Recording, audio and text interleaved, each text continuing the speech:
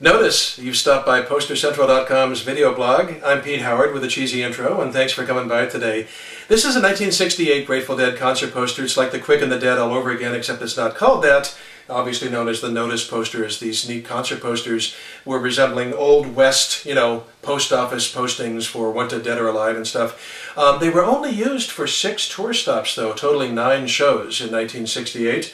But that's okay. The very beginning of 1968 is a very nice design, very collectible. Some people try to get them all, and they're visually charismatic because they not only resemble the Old West poster, the wanted posters, but the paper they were printed on was made to look like it was all wrinkled up and damaged and old and stained and stomped on with cowboy boots and everything. So it's a clever design. It's a nice one. I'm just sorry to see it was used for such a short period of time.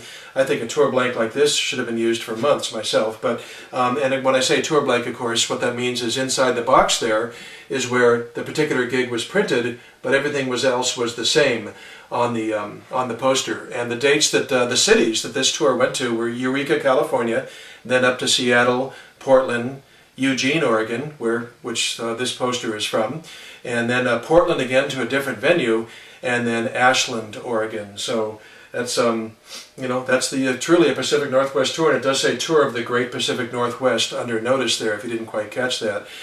Sort of a significant date in Grateful Dead history. On February 4th, in Ashland, Oregon, when they were playing in Ashland, Oregon, Neil Cassidy died. And of course he's the famous beat poet, merry prankster, and friend of the Dead who lived with them and influenced them greatly. So that must have been sort of a sad or special show, however the Dead reacted.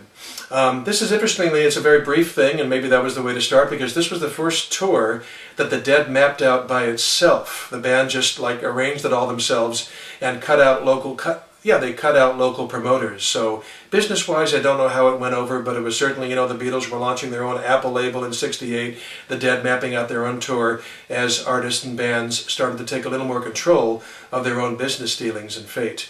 And also at this time, in early '68 like this, the Dead started to really segue their songs a lot more and not just play cuts and then stop and start and stop. They started to really get into the famous Dead jamming that, of course, more than put them on the map, made them an institution. But anyway, this poster, it may look on video like this is mint. This is flat, clean, perfect, not folded mint. But obviously with all that, stomping design and everything. And what's funny is at the time, in January and February of '68, it's well rumored or well documented. I think it's, how about in between, it's just documented that some Grateful Dead employees actually took a blowtorch to a small stack of these and tried to singe them around the edges to make them look even more authentic. And I don't think they had very good results, but real die-hard Dead poster collectors try to find one of those singed ones too.